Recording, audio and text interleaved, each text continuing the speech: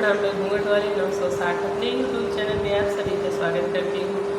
तो दोस्तों, मैं लेकर आई हूँ बहुत ही प्यारा सा एक नाच गीत को पूरा सुनिएगा दोस्तों। गीत कैसी लगे कमेंट में ज़रूर बताइएगा, चैनल को आगे बढ़ाइएगा। अपने दिलवा से दूर करब कैसे जी, दिलवा से दूर करब कैसे राजा, जाब तो विदेशवा रहब कैसे राजा, जाब तो विदेशवा रहब कैसे।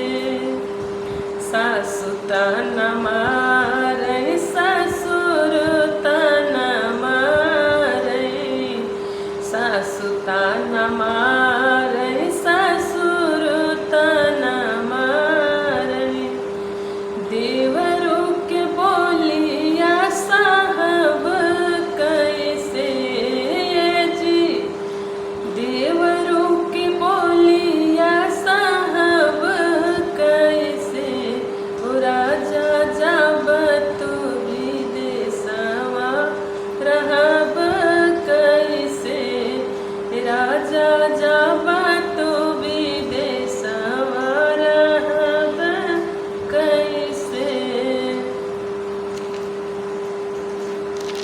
जेठ तान बोली बोलै, जेठान बोली बोलै, जेठ बोली बोलै, जेठान बोली बोलै, ननदी के बोलिया साहब कैसे जी, ननदी के बोलिया साहब कैसे राजा, जाब तो विदेशवा रहब कैसे राजा, जाब तो विदेशवा रहब कैसे।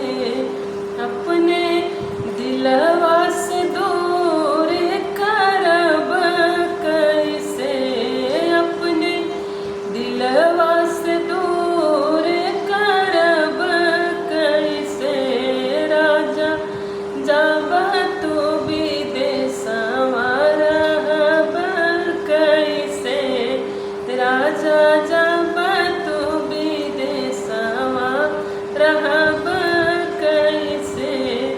तो दोस्तों, था मेरा प्यारा सा एक छोटा सा नाच गीत। आप सबको गीत कैसी लगी कमेंट में ज़रूर बताइएगा दोस्तों।